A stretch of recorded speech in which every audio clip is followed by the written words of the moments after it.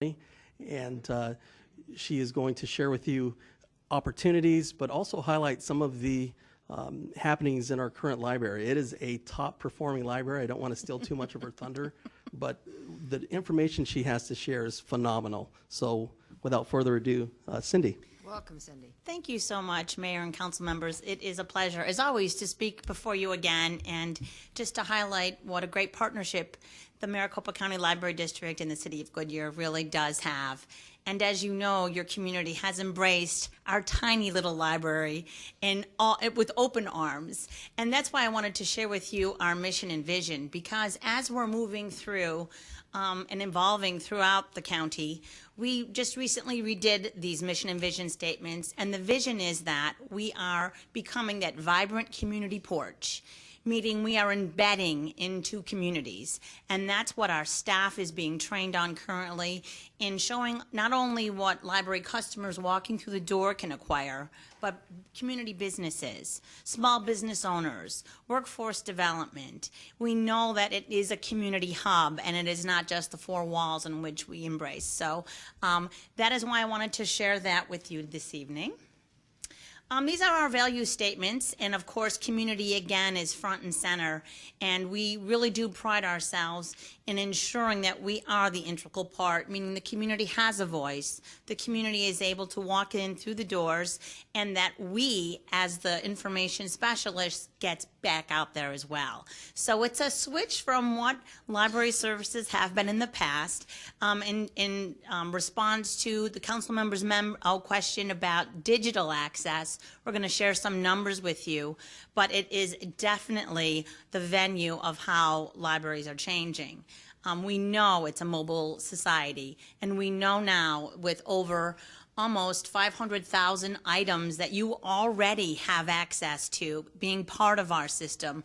So you can download all those audiobooks, ebooks, music, and video for free now on all your devices.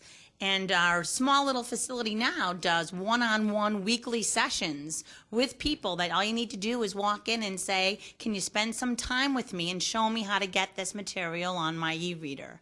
So that will continue in the new space, of course, that will be enhanced, as well as give us the opportunity to do programming for larger numbers in that capacity as well. These are some of the numbers that Nathan was talking to you about, and these are from fiscal year 12. So this is what ended, and this is just the number of materials under the GO category, and then the district numbers, a district-wide. As you know, if once you have a Maricopa County Library District library card, you can borrow any of our materials from any of our facilities. And of course, any of the digital items are free to access as well. Our small facility now is the #1 place where people, your community has so embraced how to put something on hold and make sure we get it to you. So oftentimes you'll see more items on the hold shelf to get picked up that are actually on the shelves. And that's a good thing, because that just goes to show you that it doesn't matter about the size of the space. It's the way that, you know, you are able to market the services and just provide a venue for people to know how to do it.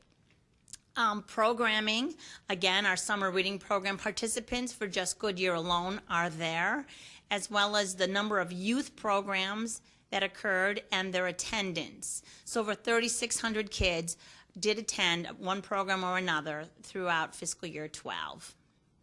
And then, of course, we have the number of computers.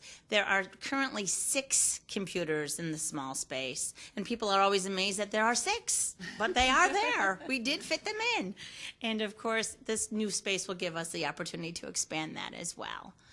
The gate count through those small doors is unbelievable. Unbelievable. And it's amazing. So you should be very proud of how your community knows the value and how they are just so excited.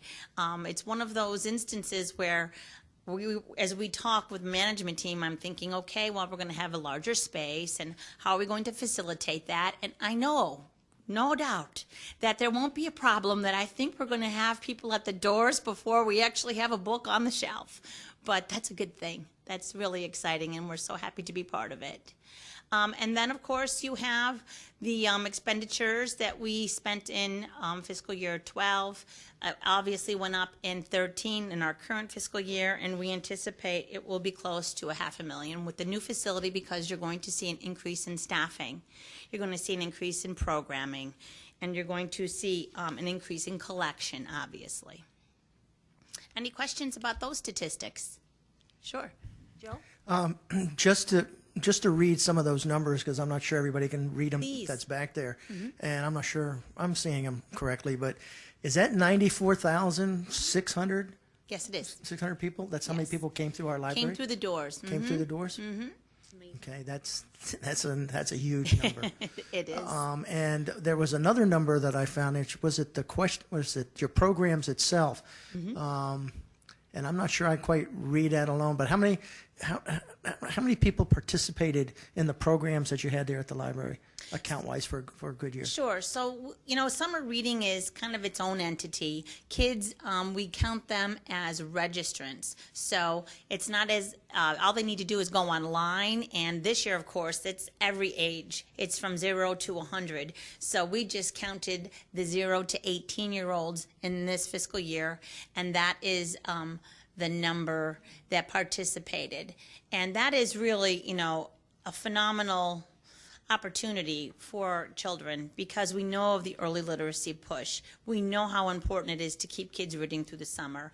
And so the really great end result is that when you end with, and you can thoroughly go through and complete the program, each child gets to pick a book of their own for their own personal library that gets delivered to their home. And it's just, I think, the best in the country. And I'm excited to tell you that this year, when it starts at the end of the month, it will be the very first time that every single public library in the county will be participating in Maricopa County Library District is supporting it financially 100%. So. I think this is great. I have a 2-year-old granddaughter that works a Kindle, all right? Yes. She does the puzzles, but she works on a Kindle, and she's 2. And the 6-year-old loves to check out books and read. And to encourage that, if you can download it on the Kindle or anything electronic, or even the hard copy, I think it's great, the expansion of the library. It's a long time in coming. And I know there's several of us, almost all of us wanted this to happen. So I appreciate the effort that you do, and and I'm just amazed at the number of people, even with the size of our library, that number, 94,000. Yeah. We have 60,000 population, and we got 94,000 people going through our library. Exactly. So I just find that, fascinating. Well, right now, in the small space, there are 2 preschool and 1 baby story times that happen every week, which is terrific. And then there's some outreach that goes to Australia Mountain, where a story time happens monthly. And, of course, there's an adult monthly book discussion and the weekly one-on-one e-reader instruction, which, when you look at the size and you look at the size of the staff and what they are able to accomplish, it's phenomenal. It really is. And that's part of the community driving and the supporting and knowing that, this is all wonderful. So it is great. It's phenomenal. Yeah. We're so excited. Another question? Sherry? I just had a question about the checking out online, and just if you'll educate me a little bit. Sure. Because same thing. My kids, they're more technology advanced than I am. Are the kids given a different level of cards? Like you have the teen section and the children's section. Are they given a different level so they can check out freely, or just their parents? Yeah. No, they can check out freely unless the guardian, who has to be present when a library card is issued, sets parameters. That Okay. you don't want them to take out any kind of video, then that's up to the parent to make that. Okay, so you just set those when you get the card. for the kids. Exactly. Okay, thanks. Yes. And to elaborate a little bit on our digital access, we are part of the Greater Phoenix Digital Consortium. So we pool money with other municipalities, and of course the county is part of that. And so you have access to all of those items, and it's incredible. It grows every day. And the great thing is that people aren't realizing is that those children and toddler books that are electronic are available through us for free. So it is just a matter, and there's so much they're so good at using it. I mean, it's those days when you took the book to the restaurant when you were taking your kids to eat are over. You just hand them your Kindle and they're happy campers. No, it's great. Thank you so much. You're welcome. Jennifer? Thank you, Mayor. One quick question. How many computers do you anticipate having at the new facility? I believe it is it 12? The initial number was 12. We were working through those numbers as part of the FF&E process. So we're currently working on that schedule right now. Thank you. Any other questions? Well, you can see that we certainly are welcoming all of this, and we really appreciate all your support in the past, the extension, the time it has taken us to move to a larger facility, and you can see the city, well, it's proved the city's behind us. So. Absolutely. There was one more slide. I don't know if it'll work because it was, it needed to actually, I don't know if I can bring it up. There we go. Just to show you that, oops. Gonna let me do it? Yep. It is a matter of just having an increase in materials. Okay. And then, of course, that will affect the programming, which encompasses the entire community. So we are excited. If I can ever answer any questions, concerns, please don't hesitate. Thanks. Appreciate that. You Thank bet. you. Thank you. Mayor and Council, just one more quick note. We truly have great partners with Maricopa County, but also the hard work of the Friends of the Library Group who have provided great advocacy throughout the years, and they are actually doing fundraising efforts and are helping with some of the FF&E items within the library. So we're excited about that and want to thank them for their support as well. Wally, thank you. Thank you, because I know Wally's been very active in that. I know at the beginning I was active in it, then my schedule sort of took over and I couldn't do it any longer. So we do appreciate them and that they're continuance with it. Great. So, Thank you. Thank you. All right, we'll go to the second item, is an update on efforts related to the development of properties located in the West Goodyear Central Planning Area, and Bob Beckley will present. Bob?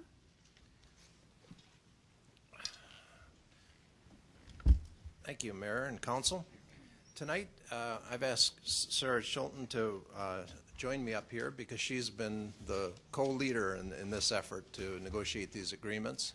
And this effort really is a spin-off of the December council meeting. I think that my predecessor, Jack Friedland, discussed the growth model.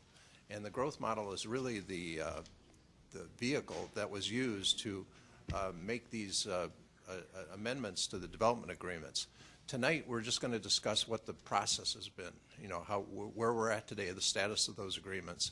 And also, we expect that one agreement, La Jolla Vista, may come to you next Monday, but that's still dependent on timelines. We're getting pretty close to the deadlines here, and we may not be able to make that. But the remainder of the agreements will come before you on June 24th for your approval. So let me get started. The agenda that we have tonight is just to provide a background of the West Goodyear properties, how this, the history going back to 2005, the status of the development agreements today, touch on highlights of the growth model and the agreement points that have been negotiated, and the next steps.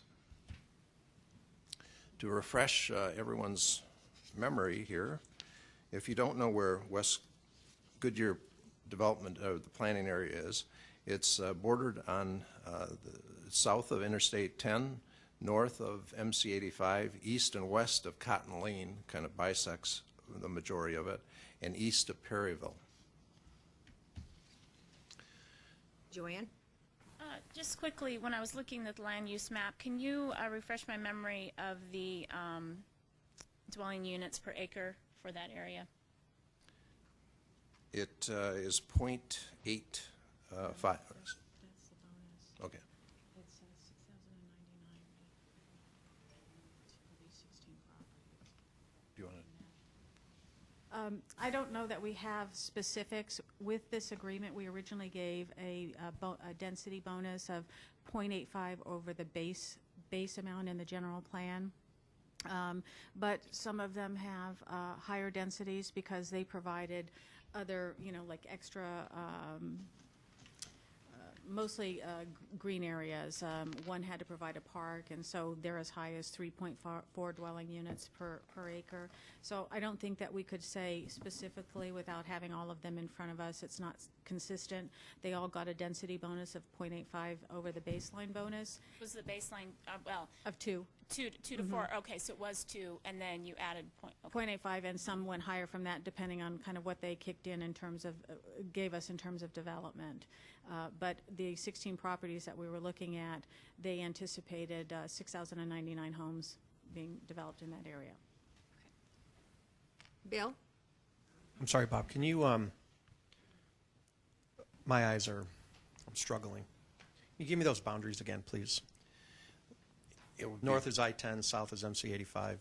And then Cotton Lane, it bisects the southern portion of it, so it's east and west of Cotton Lane, and it's east of Perryville. Great, thanks.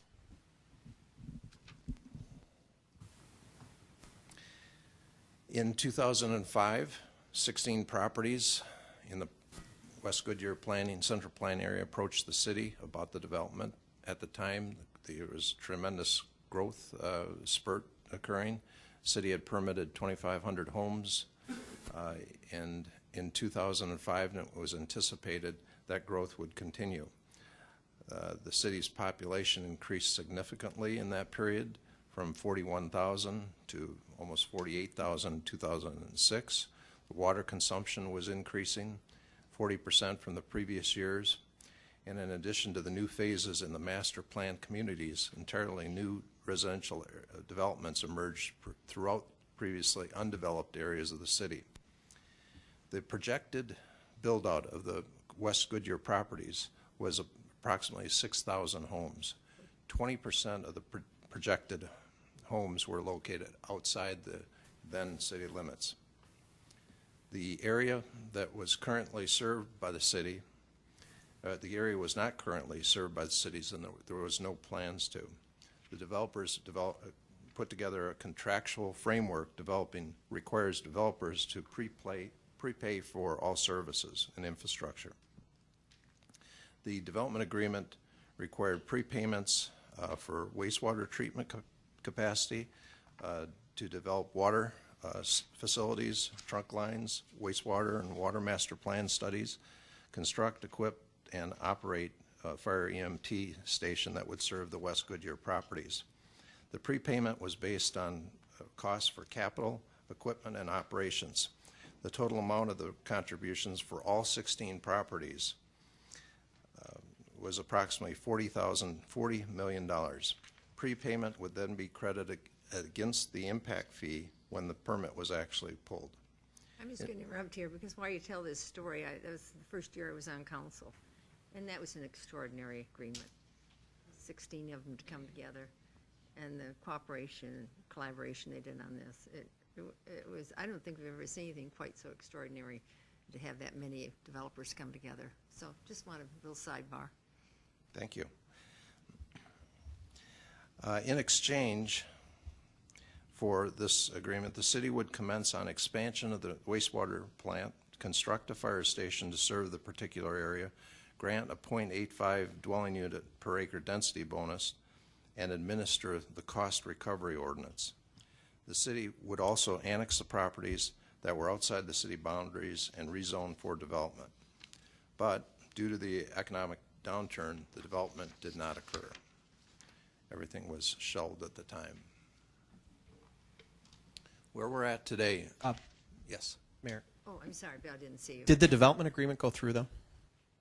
Yes, it did. It was approved, right, sir? Yes. Yeah, the whole development agreement went through. Yes. Just the execution part of the document did not happen. No action occurred. We had an MOU that was signed by all of 16 property owners, and there was about 2 developers or 2 property owners that didn't enter into final. You need to come closer to the microphone, Sorry, please. there was about 2 developers or property owners that didn't enter into development agreements, but the rest of the group did. And the 2 that didn't were very small properties.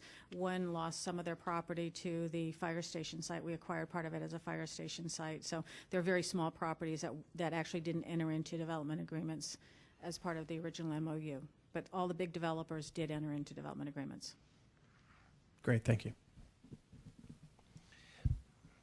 In last November, representatives from the West Goodyear Group approached the city to discuss developing the area in the existing development agreements. The city had experienced a gradual upturn in the real estate market. Even with the downturn in the economy, the city anticipated growth at a rate of approximately 2% through year 2013.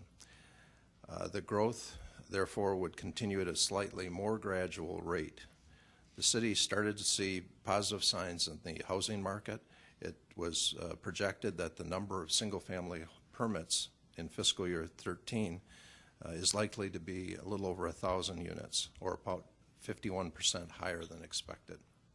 Staff reviewed the projected number of homes in the West Goodyear as part of the city's growth trends model. Goodyear was no longer planned to bring on 6,000 homes at the rate that they projected back in 2005. The growth was now estimated to be almost half of that, 3,100 units that build out at 2005. And that's a result of less developments. The original number of developments have been reduced to about 6 or 7, I believe at this point.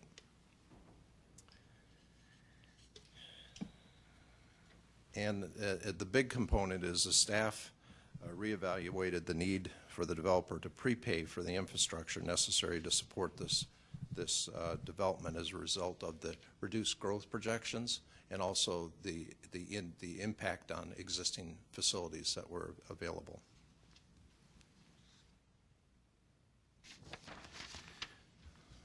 This slide I think you have seen before. It's the reiterative growth trends model that we have been using now.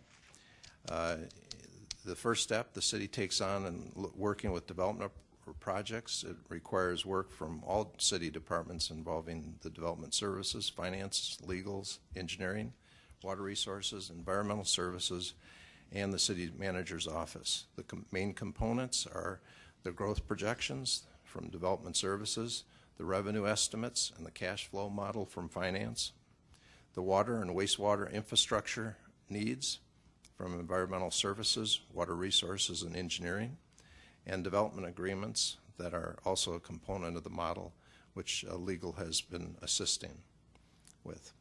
The West Goodyear units were factored into the city's growth model and the projections, and the total permits projected were through 2025 were cash flowed out to determine the impact fees that would be collected, and the infrastructure needs were identified. It was determined through this process that the West Goodyear units could be served through development fees collected at the time of permit, and that it was not necessary to collect prepayment of fees from the developer up front. The staff continues to update the model on a regular basis. Multiple departments are still watching numbers and trends, and the model has indicated that the impact fee an increase is necessary over the long term. City has contracted with a firm to prepare an impact fee study and is involved in that process. The study will review and calculate new rates, recommend for council the adoption of new rates. The framework that was developed for the amended agreement consists of these high-level points. The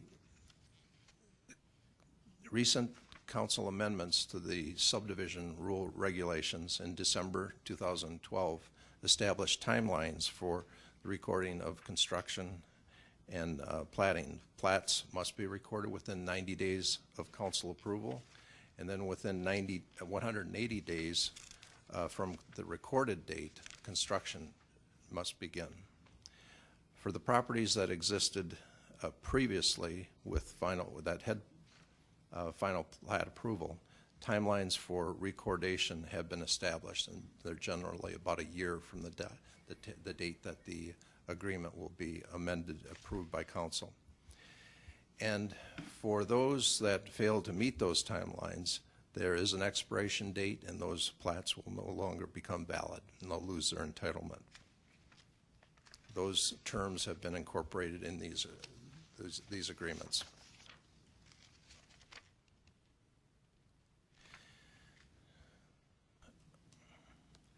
The additional points that were included were the city will reserve the right to deny the future final plats if the city does not have the resources or facilities to serve those new developments. This doesn't commit the city to any unlimited development in that area. Except for the prepaid financial obligations already paid, properties have no obligation to make future prepayments. That requirement has been eliminated. Instead, the city will collect the development impact fees at the time of the building permit issuance. And the trunk lines that were originally included in the development, the major lines, not the subdivision facilities, are the responsible of the West Goodyear property owners.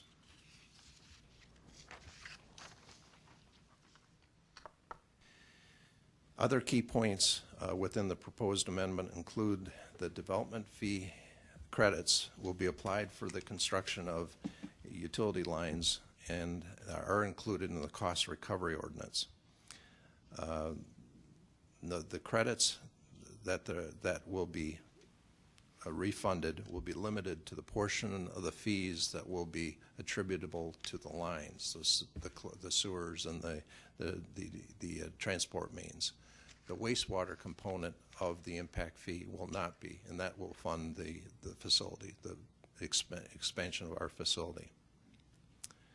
And the properties will retain the density unit of 0.85 bonus as indicated previously. Next steps, May 20th, hopefully, as I indicated, there will be one development agreement coming before you for your consideration and approval, and the remaining agreements will be brought on June 24th. The additional agreements will include Amber Meadows, Bradata, La Privada, La Ventanas, La Palmas, La Brisas, and Paseo Ridge. That's my presentation. I'd be happy to take any questions. Do I have any questions from council? Joe? Probably more for the attorney. On the agreements that are coming for us, you feel comfortable from a city standpoint that there won't be additional burdens put on city resources? Well, I mean, there's going to be additional burdens put on their resources, but staff has looked at all of this, and when we started this agreement way back when, it was we didn't have the capital to fund the improvements that were needed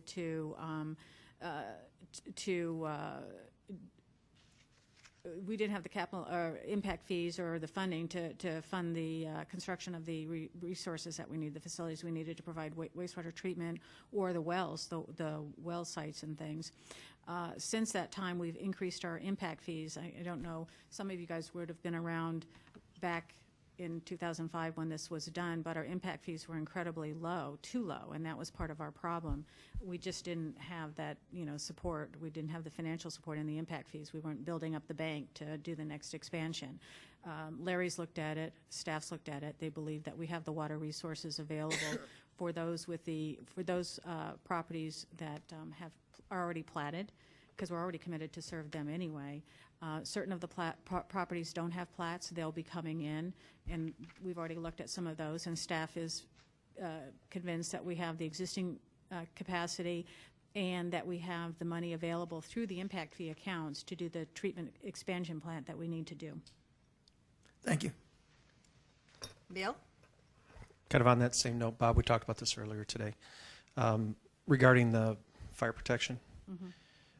That is a huge expense, I think, right behind water and wastewater, building of the fire station, and then more importantly, the ongoing expense of staffing it.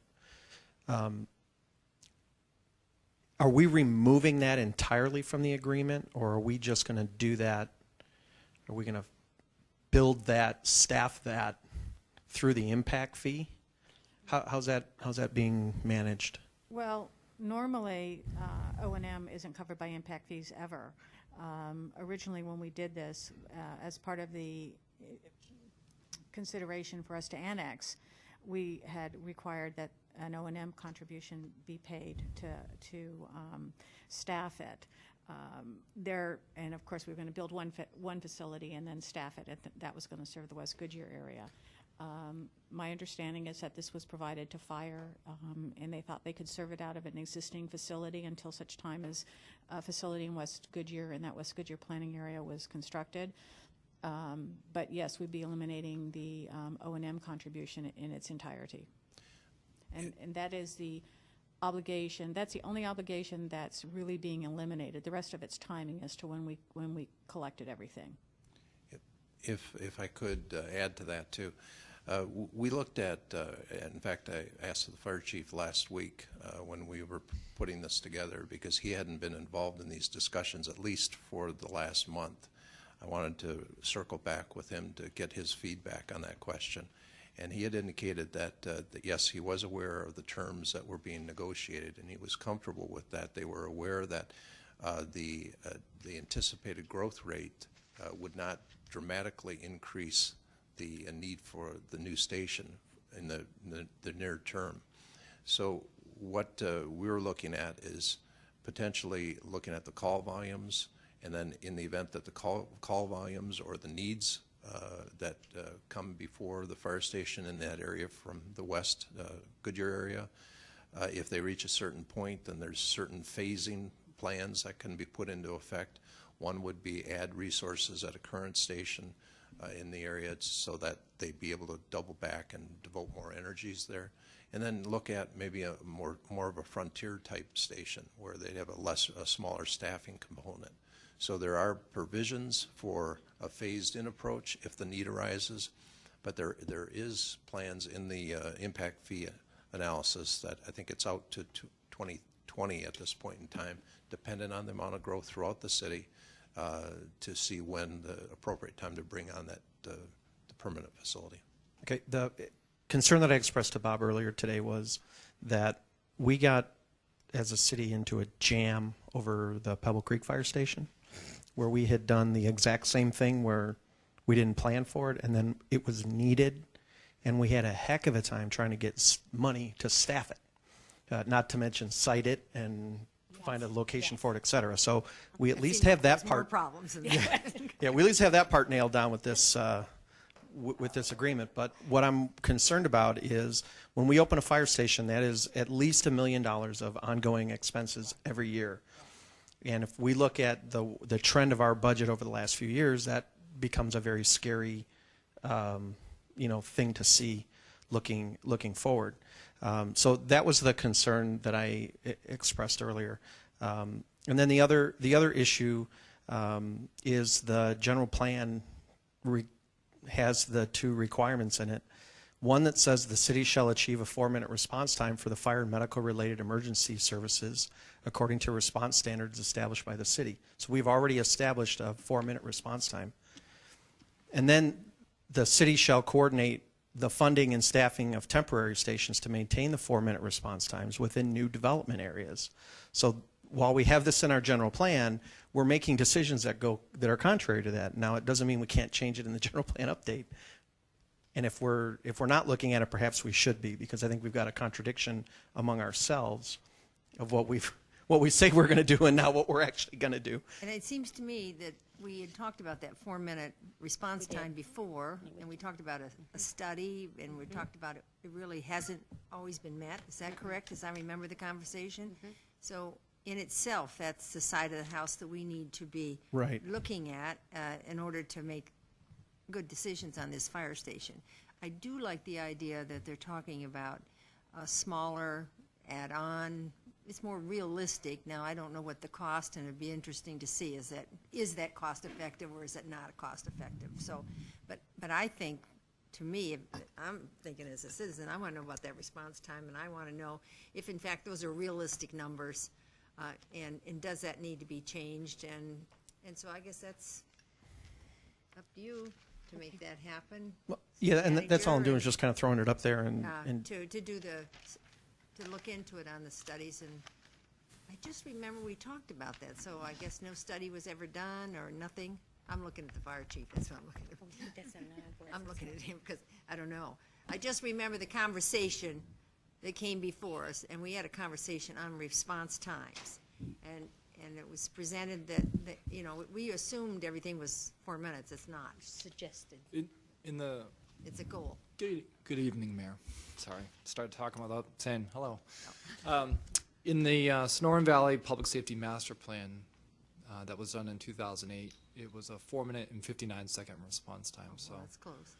yeah, it's more towards the 5 minutes, but that's something that we are constantly monitoring. But we're also making sure that those data points are reflected equally throughout all city documents. So we want to make sure that there's no disparities between city documents. So we're working with Katie right now to make sure in the general plan that will get updated. Okay, all right.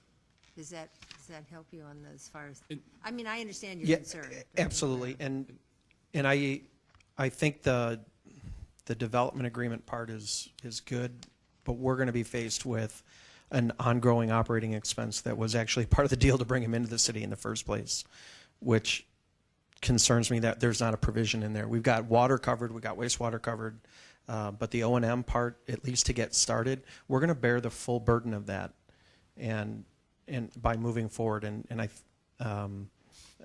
guess I just at this point wish we had addressed that, or at least figured out some way to get that worked out. It's a small part of a much bigger plan. I think the overall Basically, the overall agreement is good. but developer contribution is what you're saying. But yeah, I don't want to throw out the baby with the bathwater, I guess is where I'm going with this at this point. I saw here, Vice Mayor, Joanne? Switching gears, I'm putting my planning and zoning hat back on. And since we have all these partners talking together and we're looking at a large swath of our land, in the big picture, when we look at the densities of areas and we look at our core areas and items for those pieces, I sit there thinking back to years ago we had a open space and trail system master plan where we as a city had said we wanted to have all subdivisions, all areas somehow, going together with this trail system, sidewalk system, whatever you want to call it, some kind of system. And so I just wanted to state that, I would love to see that this was all connected somehow, since we're looking at it holistically as this large, area. And I would hope that hasn't been lost, as we've said in the past. Sherry? I guess this just kind of follows up on Bill, and I don't know if the fire chief go. I don't know you. Before you get too far away, what is the build out? When are we expecting this at the 2% growth that we would need a fire station, or we would need some of these other expenses? I don't think it's been defined on a basis of need, on a basis of funding. The finance department has put it in for 2020 at this point in time. That's where it's programmed at this today, as of today. So that's when the operating expenses would kick in, would be about best guess, we could have another boom and then we'd throw everything out. But 2021 is more than likely if it's built in 2020. okay, at a conservative 2% rate of growth, that's about when we're looking. Okay. Wally? I have a question for Bob, please. I want to get to the bottom line. It's wonderful to get all of the background, but what are we talking about? How many owners are we talking about that own 16 properties? We're 3, 4, 5, 10? Seven different. 7 of them, okay. developments. And they want out of the MOU from 2005 that required them to pay $40 million up front. That's correct. Now, is all they paid towards the $40 million is $85,000? Do you have? I don't have the exact numbers with me, but there were a couple of the developers who their projects were far enough along before the crash hit that they had actually prepaid certain fees. Centex paid around $2 million, And I think Taylor Woodrow paid around $4 million down there around Canyon Trails area in Las Brisas, but that's all very close. Those properties are all close together. So they have made certain prepayments because they were developing at that time. Both of them have put in substantial amounts of the regional lines that are needed to serve some of the other areas. If this development weren't to go forward, they would not be repaid for that, or they risk not getting repaid for those regional lines because. So they want us to pay for their. No, those we lines? have cost recovery ordinances in place, or cost recovery resolutions. So as the other developers come in and they tap into that line, they pay their proportionate share. Okay. So one of the benefits of this agreement would be to get a lot of those regional lines in there that would support not just these areas, but some of the other areas in that vicinity as well. And again, the only money that we're leaving on the table is the fire O&M. The rest of it's just an amount of timing as to when we collected it. We thought we had to collect it up front and then build the plant expansion. Because of the slowdown, we have sufficient funds built up after we increased our impact fees. We have sufficient funds that have been built up. And with the houses as they come on, we will be able to fund the next expansion needed for this area as it develops. One of the things we did with the fire and O&M was, these houses were coming online so fast that we expected them to be built and occupied immediately. Are they built? No. No. So that was one of the reasons why we had the fire O&M, because it was going to be such an immediate need. But what the projections just don't support that we would have that kind of immediate need for the fire services that couldn't be handled with the houses as they kind of trickle in now. All right. Now my question is this. If we do the MOU, are any of these property owners bound to pull their plots and start construction right away, or are they going to be holding it again for another 5 or 6 or 10 years? No, what's going to be the bottom line with this thing? That's one of the points that we made with the developers, because we've had these plats sitting out there forever, and it impairs our ability because of the kind of the paper water to plat other properties who are actually ready to pull. And so that was a big issue that we've had for a long time. And the amendments to the subdivision regulations changed that, where if you don't record it within 90 days, it expires. That's right. Yeah. And then you actually have to start commencement of construction of the infrastructure improvement. So we were trying to move from a model of platting as entitlement to platting as development. So we've done that in the subdivision regulations, and with these properties who are, we currently have 7, but I think more of the properties, the 16 properties, will come in and want this kind of deal too. They're going to be bound, if they don't have plats, they're going to be bound by the subdivision regulations as the plats are approved. So we know we're getting to actual development. It's not just, entitlement. For those who have plats, there's a deadline where if they're not recorded, like 11 months from the date this agreement is approved, the plats will expire. And that's all of these 7 owners of the 16 Not all of them properties. have final plat approvals. Okay. I think 3 have final plat approval, and so if they don't record those plats within a certain amount of time and build the infrastructure improvements, then their plats will expire. Then what about the other people? We can't force them to plat with the new regulation. What they'll do with the new development is they're intending to plat. They want to come in, and then when they plat, they'll be subject to the new subdivision regulations where they have to 20 days, record okay. in 90 days. So Okay. now when we see plats, you should see development shortly thereafter. Okay, great. And can we, before we actually vote on this, Bob, can we have another conversation about the fire protection part? Because even just a small station is going to cost us a lot of money, even if it's one truck and the crew. So, thanks.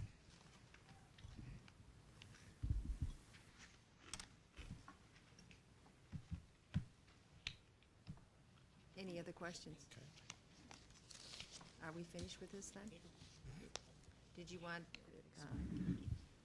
No, we're done. Thank you. Okay, thank you. Thank you. Our next item, 3.3, is Dave Ramirez will present information on El Rio project, including historical background and recent discussion between staff and the property's agency partners regarding moving the project forward. I think I still have one of these old maps someplace in my office. You have a book about that thick?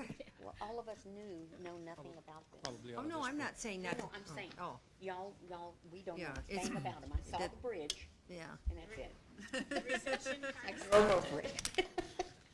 Yes, Dave? Good evening, Mayor and Council.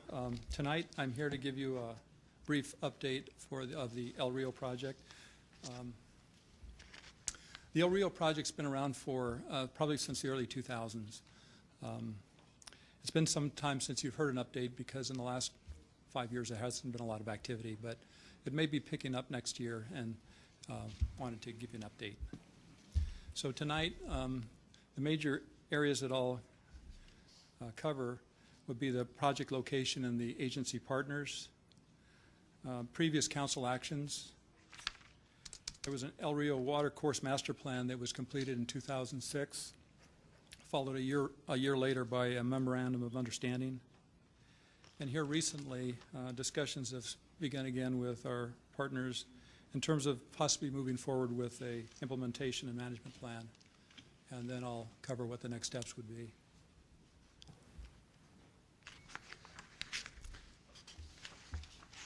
The project location is the El Rio. I'm sorry, the project location is the Gila River, and it begins on the east end at the confluence with the Agua Fria near the Dysart Road alignment, and then it runs west approximately 17.5 miles to the bridge on the SR 85 highway that connects Buckeye with Gila Bend. The agency partners are Avondale, Town of Buckeye, Maricopa County, and ourselves. The previous council actions, as I mentioned, there was a water course master plan that began sometime around 2002 or 2003 and was completed in 2006. It was brought before council in March of 2006, and it was adopted by the council. A little later, I'll go into more detail in terms of what that covered. And then a year later, the Memorandum of Understanding between the agency partners was brought to council for approval in May of 2007. Both of these documents were also adopted and approved by our agency partners.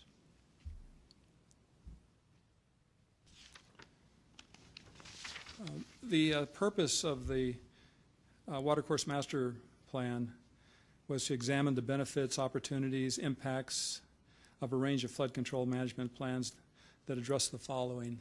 And they're fairly broad categories, but public safety in terms of flooding, the social impact, which would be the community acceptance of the project, multi-use opportunities, the aesthetics of the improvements, and then the compatibility with adjoining land use.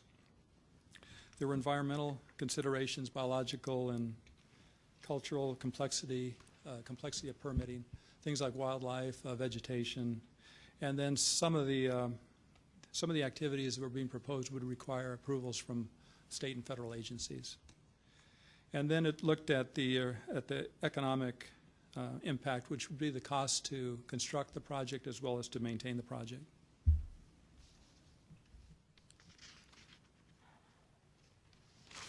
The elements of the Watercourse Master Plan include the following. The river mechanics, that's more of the technical engineering part, be the hydrology and the hydraulics of the ability of the river to carry stormwater. Groundwater issues, some areas of high groundwater that could impact vegetation. Environmental resources, physical and biological. Again, some of the requirements that would be placed on the project as a result of wetlands regulations. And the biological resources, more again, the wildlife and the natural vegetation. It considered the scenery, which was the aesthetics, and then also the recreational potential. And then the overriding impact would be the ability to provide flood control.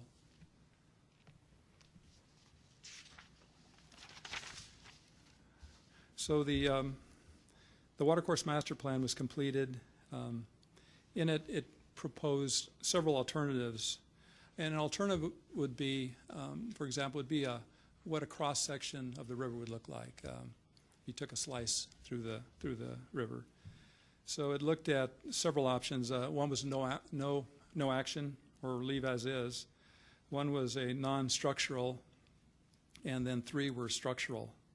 And the difference between non-structural and structural, non-structural would be where you're not using hauled-in material such as riprap to clad the banks of the waterway to protect erosion. Whereas structural, you depend more on the just earthen fill to do that, and you would manage erosion without that feature. The structural alternatives would include cladding, and then one thing that was looked at would be a kind of a softer version of the structural, which would be the cladding, but then covered with soil that could then be vegetated. So they looked at these alternatives, and they evaluated them through a criteria, and they came up with a recommended alternative, which was a combination of soft structural and non-structural features. This is a little hard to read, but this is out of the final report, and this was identified as the recommended alternative. Again, a combination of soft features as well as structural. So if you look at it, this is probably looking to the east, and so I've got larger versions that are easy to read. I'm going to refer to it so that I can also read it. Over on the left, you'll see an area, it's identified as lateral migration zone, because in the course of the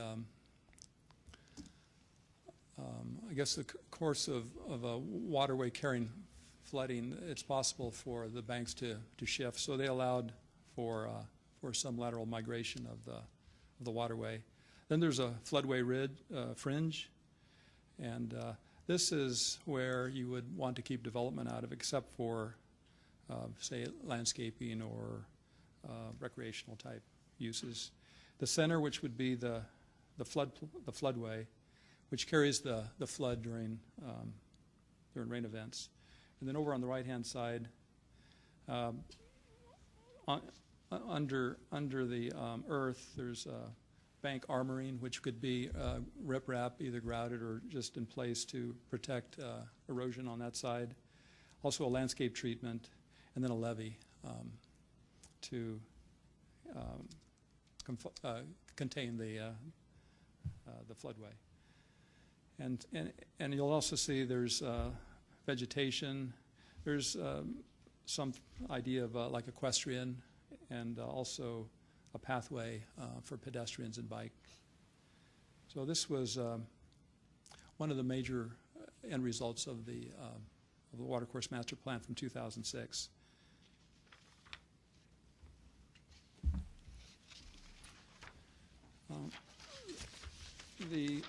The approval of the master plan also provided the city manager with the authority to meet with and discuss with the other city managers and the general manager of the flood control district to come up with a memorandum of understanding, which would kind of create a cooperative framework to determine how to implement the master plan. And the framework, it covered many things, but basically framework identified 4 committees that would be set up. A steering committee which would address policy. Typically it would be an elected member from each jurisdiction. Then an administrative committee, which would be the city manager or a DCM from each agency, or general manager or assistant general manager from the flood control district. Then a technical committee of engineers, planners from each agency, and then a citizens advisory committee, which would include residents, developers, property owners, special interests, really others that would be interested in participating. The MOU did not create any financial obligations. It mainly created the framework. So that took us to middle of 2007, and then I think at that time there was plans to move forward. However, with the economic downturn, it basically was placed on hold until more recently discussions resumed at the city manager level and the general manager flood control, just to see what the interest was in moving on to the next step. I guess the next step was considered coming up with an implementation and management plan.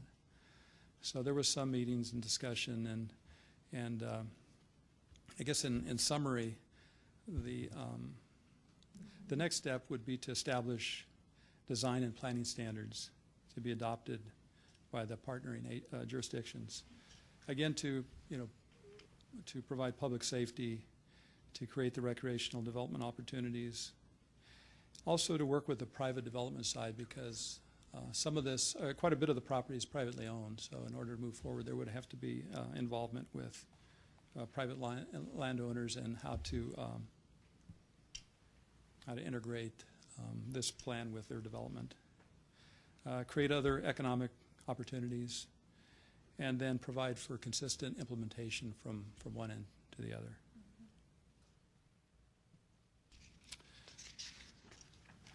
The next steps, in the fiscal year 13-14 CIP budget, which has been presented in a previous meeting, it includes a $50,000 amount, which would be Goodyear's share of the consultant services to move forward with developing this implementation and management plan. So we're estimating about $200,000 to bring a consultant on board, with each agency partner paying one quarter of the cost, about $50,000. So that's currently shown in our CIP budget for next year. Over the last few months, we've begun working with our partners in developing an IGA, which then potentially would lead to an RFQ for consultant services. The IGA, if it moves forward, it would not come before June 24th. That's kind of the target now. And what it would do, it would define the agency responsibilities, mainly in terms of providing the $50,000 share by each agency. And then it would also discuss, there would be one agency selected to actually advertise the RFQ to select a consultant to work on the project. We'll bring more information related to the IGA, hopefully on June 24th. If there's any other information you would need, open to any feedback that you can provide. If it's approved on the 24th, then the next step would be to fully define the scope of the RFQ, and then move forward with the advertisement, the selection, and then move forward with actually developing the management or the implementation management plan. That's my presentation. Thank you. Open to any questions you may I think have. I see Bill has a question. Yeah, as soon as I pick up my mic, it's a dead giveaway.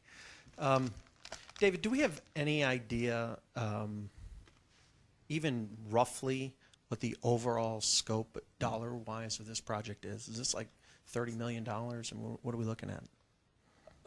Mayor, Lord, and Councilmember Stipp, the figures that I've seen in some of the, there were two COACs that came before council in 06 and 07. I saw a figure of the flood protection aspects of it in the order of about $60 to $80 million for the entire reach from all 17 and a half miles. And then the development of the landscaping and recreational opportunities, probably a little more than that, maybe in the $80 million range. On top of that? On top of that, so total somewhere 140, 150 million as of I guess 2006 timeframe. So can you answer the idea that we're moving, not we the city, but this consortium of folks think that now's a really good time to move forward and bring a consultant on board? I'd hate to have this great plan and then be $200 million or $150 million and say, well, this is a great dream, but we've just, we have it, but we can't do anything with it. Is there some rationale behind that? I think we feel it's a good time because development is picking up again, and there is so much property on either side that is either, which is in private hands, some of which may develop. as you know, in this next development cycle. So we thought it was important, not just in Goodyear, but Buckeye and certain degree Avondale doesn't have a lot of property, that it'd be good to have some of these issues addressed in terms of how to not only what the project would look like, but even how to bring the private development into the picture. Something like the city center thing that we did with Langford. I mean, bring them in and have them be the catalyst. And am I drawing a close comparison? I think so, because if not, then I think they'll each develop kind of independently, and there might not be or wouldn't be that consistency between developments or even between the jurisdictions. Okay, great, thanks. Jennifer? Thank you, Mayor. I'm just going to look at the time now, so we'll answer a few questions, and we have to start the other meeting at 6. I want to give you at least a 10-minute break. All right, go ahead. The private owners along all this, I don't even know if you can answer this question. It might be something for the consultant that comes on later, but are those ownerships in those areas really well documented? And the reason I ask that question is there's a city that I go to quite often. They built this wonderful bridge. They had to stop construction because it lands on private property. And this was not, I don't know how they missed doing this. It was one of those shovel-ready projects that we've seen in the last couple of years. So I just wanted to know, do we have a good accounting for where these private, owners are along this project? Councilmember Barber, we think we do. Actually, the Flood Control District has done a lot of research. They've actually produced a map that shows all the parcels and a list of ownership. So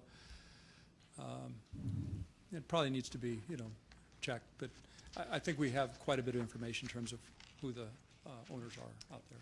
Thank you. Sherry? I'll ask very quickly a couple questions. Is this going to have water running through it? It was hard to tell from, or is this going to just be more like the Indian School Wash in Scottsdale, or more like Tempe Town Lake? Which are we talking more like in the end?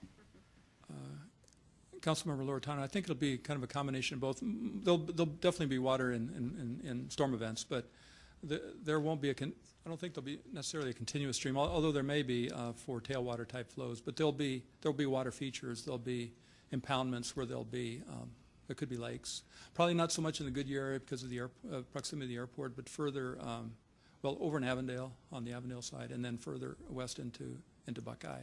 Although we did talk about back then when they were talking about doing the King's Ranch and doing the city and all that up there, and they talked about flooding a certain area there, just kind of to the right of the bridge when you go across, and that was. That at that time, that was part of the planning process. But it was going to be a big resort and combination of That's what I thought I remember from planning and businesses zoning. up there, and so yes, they had talked about water in it at that time. Well, so.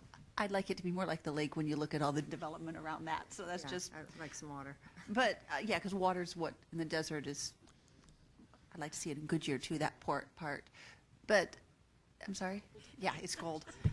But my other question is, this weekend there was in the Arizona Central, there was the trail map for the trails. Will this also hook into the trails for Maricopa County as well when we're all done? Yes, it will. It will. In fact, some of the cities are finished with some of those trails, right? Avondale has some, and so it would all connect, right? Yes, it would. Right. Okay. Any other questions? Well, what we're going to do, ladies and gentlemen, we're going to adjourn this meeting. And we will have to have the last presentation, 3.4, presented after our regular meeting. So I'm going to give you 15 minutes. Okay, so this meeting is adjourned, and we'll re-adjourn at a regular meeting at 6 o'clock.